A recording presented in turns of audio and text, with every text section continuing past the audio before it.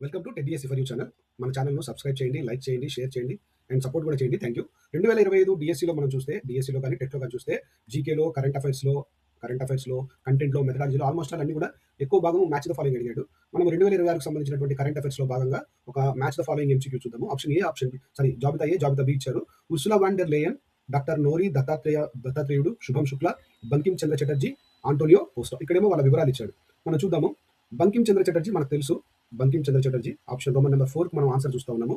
ఈయన జాతీయ గేయం యొక్క రచయిత. వందే మాత్రం మన జాతీయ గేయం దాన్ని రాసింది బంకిం చంద్ర చటర్జీ. అలాగే మరి శుభం శుక్లా మనకందరికీ తెలుసు. ఈయన భారతదేశపు అంతరిక్ష వ్యామోగామి. ఈయనకు 2026లో అశోక చక్ర గ్రహీత అవార్డు ఇచ్చారు. సో రోమన్ నెంబర్ 3కి సరైన మ్యాచింగ్ 5. అలాగే రోమన్ నెంబర్ 2 చూద్దాము. డాక్టర్ నోరీ దత్తాత్రేయుడు.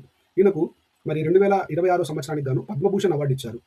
2026 సంవత్సరానికి గాను డాక్టర్ నోరీ దత్తాత్రేయుడు గారికి పద్మభూషణ్ అవార్డు ఇచ్చారు. కాబట్టి రోమన్ నెంబర్ 2కు మరి సరైన జవాబు ఆప్షన్ 4.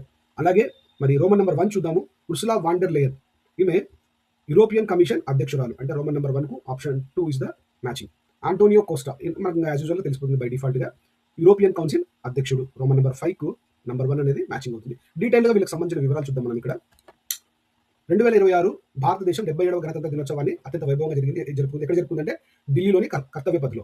ఈసారి స్పెషాలిటీ ఏంటంటే తొలిసారిగా ఒక దేశాధినేత కాకుండా యూరోపియన్ యూనియన్కి చెందిన ఇద్దరు అగ్రనాయకులను ముఖ్య అతిథులుగా ఆహ్వానించారు. అందులో ఒకరు ఉర్సులా వాన్ డెర్ లేయన్, ఈమె జర్మనీ దేశస్తురాలు, గుర్తుపెట్టుకోండి చాలా ఇంపార్టెంట్. యూరోపియన్ కమిషన్ యొక్క అధ్యక్షురాలు. అలాగే ఆంటోనియో కోస్టా పోర్చుగల్ దేశస్తుడు, యూరోపియన్ కౌన్సిల్ అధ్యక్షుడు. తొలిసారిగా EU అగ్రనాయకులను మరి ముఖ్య అతిథులుగా ఆహ్వానించారు. డాక్టర్ నోరీ దత్తాత్రేయుడు మనం ఇందాక చూసుకున్నాం. ఆయన 2026 గాను పద్మభూషణ్ అవార్డు వచ్చింది.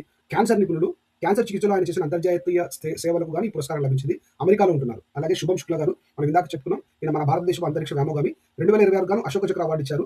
రాష్ట్రపతి ద్రౌపది ముర్ము గారు శుభం శుక్లాకు దేశంలోనే, ఇది ఇంపార్టెంట్ గుర్తుపెట్టుకోండి, దేశంలోనే అత్యున్నత శాంతికాల శౌర్య పురస్కారం అశోక చక్ర ప్రదానం చేశారు. ప్రశ్న రావడానికి అవకాశం ఉంది. భారతదేశంలోనే అత్యున్నత శాంతికాల శౌర్య పురస్కారం ఏది అంటే అశోక చక్రాన్ని మనం సెలెక్ట్ చేయాల్సి ఉంటుంది. ఎందుకు ఇచ్చారంటే అంతర్జాతీయ అంతరిక్ష కేంద్రానికి జరిగిన AXIM 4 AX4 మిషన్లో ఈయన చూపిన ధైర్య సాహసాలకు మరియు వృత్తిపరమైన నైపుణ్యాన్ని గుర్తింపుగా ఈ గౌరవం దక్కింది. ISSని అంటే అంతర్జాతీయ అంతరిక్ష కేంద్రాన్ని సందర్శించిన మొదటి భారతీయుడిగా శుభం శుక్లా రికార్డు సృష్టించారు. దీనికి ఒక చారిత్రక ప్రాధాన్యత ఉంది. రాకేష్ శర్మ 1985 ఈయన తర్వాత అంటే రాకేష్ శర్మ తర్వాత ఈ అత్యున్నత పురస్కారాన్ని అంటే అశోక చక్రాన్ని అత్యున్నత పురస్కారాన్ని అందుకున్న రెండవ వ్యోమగామి శుభం శుక్లా. ఇప్పుడు ఈయన భారతదేశపు సొంత అంతరిక్ష యాత్ర గగన్యాన్ కోసం సిద్ధమవుతున్నారు. ఇది 2027లో షెడ్యూల్ చేయబడింది. గుర్తుపెట్టుకోండి, భారతదేశపు సొంత అంతరిక్ష యాత్ర ఏదంటే గగన్యాన్. మర్చిపోదండి. బంకిం చంద్ర చటర్జీ చూద్దాము. 2026 రిపబ్లిక్ డే వేడుకలను వందే మాత్రం ఆత్మనిర్భర్ భారత్ అనేటువంటి థీమ్తో ప్రారంభించారు. కారణం ఏంటంటే ఈ జాతీయ గేయం వందే మాత్రం రాసి నేటికి 150 ఏళ్ళు పూర్తవుతుంది. దీన్ని ఎవరు రాశారంటే బంకిం చంద్ర చటర్జీ రాశాడు. 150 ఏళ్ల సందర్భంగా ఈ థీమ్ను సెలెక్ట్ చేయడం జరిగింది. ఆనందమఠం అనే నవలలో మొదటిసారిగా ప్రచురించాడు. అలాగే పత్రికలో కూడా ప్రచురించడం మొదటిసారిగా అది బంగాదర్శన్.